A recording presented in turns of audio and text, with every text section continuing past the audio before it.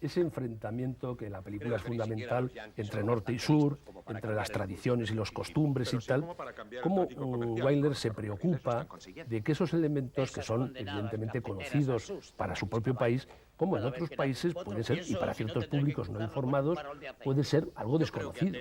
Y cómo a través del guión te está dando todas las claves para que en todo momento tú estés informado de en qué consiste esas diferencias.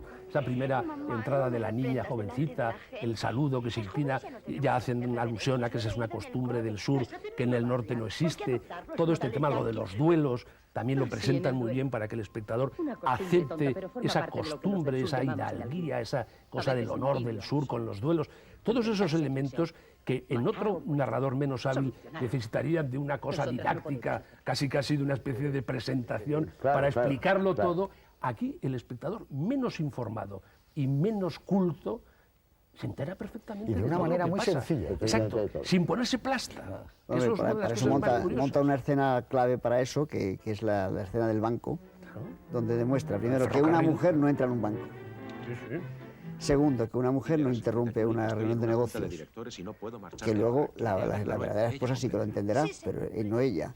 Y segundo, una frase importante que le dice ella a George Brent cuando hablan de ese futuro matrimonio, que no es un comerciante, sino un financiero. Esa distinción, porque en esa sociedad un comerciante está mal visto. Ten en cuenta que es como una transposición a América de una sociedad europea, de grandes fiestas, de grandes vestidos, de una sociedad que vive al margen de los problemas sociales. Pero, por ejemplo, lo que tú estás diciendo... Donde todos los criados son negros, todos, en la película. Pero, por ejemplo, la entrada de Bette Davis en el banco, sin que nadie te lo diga, tú estás viendo que eso es una profanación. Y nadie te lo está explicando. Solamente en cómo está puesta la cámara, cómo están las reacciones de dos o tres personajes del banco y tal, las ventanillas tal, cómo sabes que aquello es una profanación, que una mujer... Y eso no te lo ha dicho en ningún momento, simplemente te lo dice solamente con la propia puesta en escena. Coño, si es que esto es realmente importante. Y luego hay otra cosa que a mí también me gusta mucho, por ejemplo, que os habréis fijado, hay una escena muy bonita, que es ya cuando están en la plantación entre el doctor Livingstone y la tía Bell, que por cierto tuvo el Oscar a la mejor actriz secundaria o de reparto, cuando le dice que va a volver Preston, y entonces, como que no está en ese momento Julie, no está Bette Davis, como solamente con las miradas de ambos estás con la presencia de que esa noticia va de alguna forma a cambiar esa vida. Y como solamente con las miradas de la actriz, de la que hace la tía Bell, que mira directamente hacia arriba, donde se supone que están las habitaciones de Julie, hay unas miradas que también las vuelve a repetir, que es muy interesante, cuando ya llega Preston con su mujer, y entonces la tía Bell entra en la habitación y entra mirando directamente hacia arriba, entra en la casa, mirando hacia arriba, que el espectador empieza a tener ya la sensación de la que se va a organizar allí cuando Julie vea que este hombre viene casado. Y además con el antecedente, creo que es en el bar del hotel, que alguien dice, va a llegar Preston y creo que trae una sorpresa.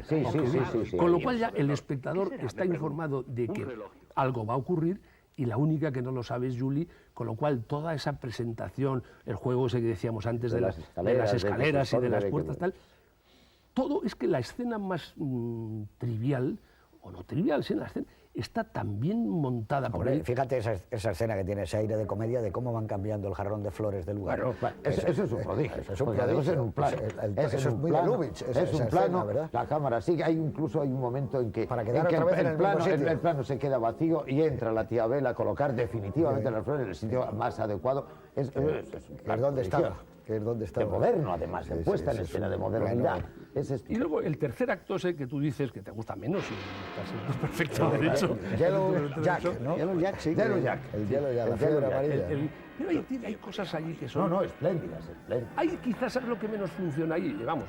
Pero es muy potente la escena de ellas dos al final cuando lo pide. Eso, no es lo que te iba a decir. Quizás lo que funciona peor, pero vamos, funciona menos bien en el tercer acto, es la fusión o interrelación entre la historia íntima y personal de los personajes y la historia colectiva de Nueva Orleans, de la fiebre amarilla. Porque realmente hay planos en que ves los carros, no sé qué, todo aquello tal, que están muy bien, que son muy potentes, que son muy vigorosos, Pero realmente eso, unido al problema que realmente están viviendo con la enfermedad de Prest, con las dos mujeres y tal, digamos que no está perfectamente encajado la historia íntima, individual y personal con la historia colectiva. Pero la escena esa de la escalera es prodigiosa. A mí la escena de la escalera... Pero esa parte que tú has dicho, esa es la parte que le preocupaba mucho a William Wyler. Por eso, empezada la película, es por lo que pide que su amigo John Huston siga trabajando con los guionistas para la segunda parte.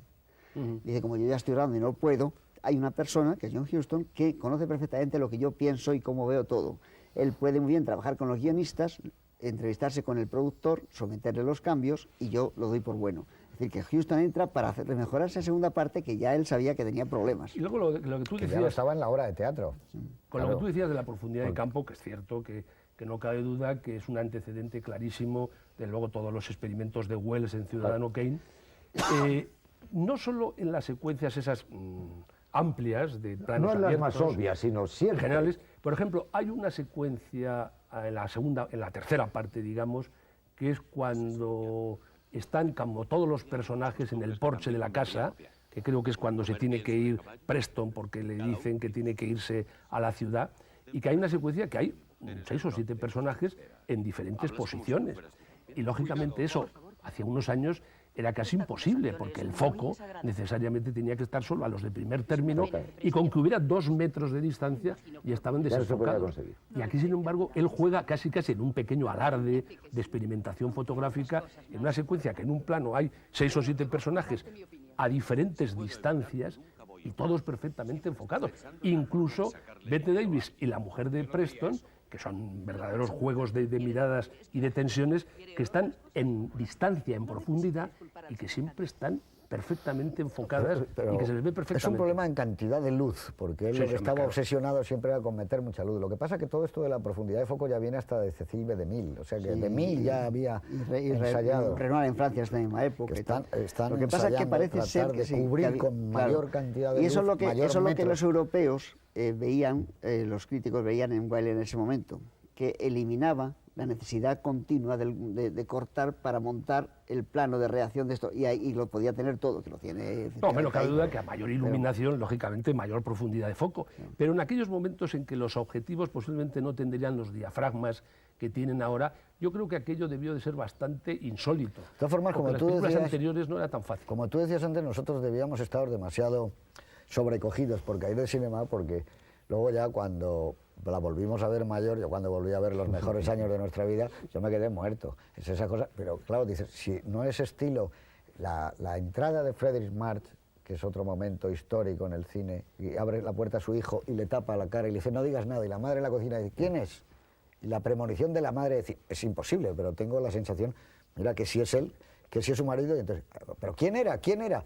Y entonces se produce ese silencio y él va avanzando por el pasillo, sale Myrna Loy y se ve, eso es un momento escalofriante. Además que no tiene mucha razón, porque a mí me pasó una cosa hace muy poco, unos meses, yo estaba en Nueva York y me iban a dar los mejores de nuestra vida y me puse, digo, voy a poner en marcha el aparato, empieza a grabar y lo dejo y me dedico a otra cosa. No me pude levantar en 2 horas 3 cuartos. O sea, con lo cual reconozco que ciertas prevenciones habían desaparecido, aunque todo el mundo siempre dijo que hay 10 años prodigiosos en él, que van un poco antes de Jezabel hasta los mejores años de nuestra vida. Luego tiene un fracaso importante en su vida que le cambia mucho, que es Carrie. Carrie con Jennifer Jones y Laurence Olivier es un fracaso absoluto en taquilla, y para un hombre tan consciente del éxito como era él, fue terrible, y aceptó lo que él llamaba películas menores, que puede ser películas menores, puede ser para él Vacaciones en Roma. Sí, bueno, fíjate, eso es una película. ¿Qué película? Bueno, no, pero así hay películas como Brigada 21 y Horas Desesperadas que realmente yo las he revisado y realmente... Es que en Brigada 21 había mucho mensaje. Había mucho mensaje. Siguen sin gustarme. Esas no son las buenas. De Carrie, ¿qué? Esas no son las buenas. Esas no son las buenas. Es que esas películas eran películas que se hacían para demostrar Vacaciones en Roma. Vacaciones en Roma, sí, es una maravilla. Además rodada de verdad en interiores y exteriores naturales. Como es la secuencia de Vacaciones en Roma. El final, cuando Gregory Peck descubre a la chica que es la princesa esa, no se puede rodar mejor, no puede tener más emoción, más intensidad.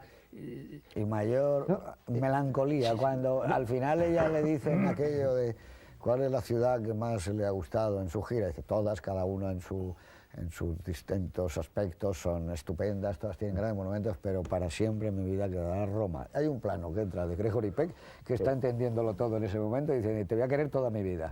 Y cuando él se va quedando solo y se van los corresponsales de prensa, ese plano solo en aquel salón y hay un traveling que acompaña a Gregory Peck. Es el final de la película, ¿no? Es prodigioso, ese es prodigioso. Bueno, y Horizontes de Grandeza. Bueno, fíjate que western, como es Horizontes de Grandeza. Otro Oscar para Mark Hablando de western, yo tengo que quitar el forastero. Porque el forastero es uno, en esas listas que hacemos, en esas listas que hacemos, hicimos una lista hace poco para Nickelodeon de los 10 mejores westerns, yo puse el forastero.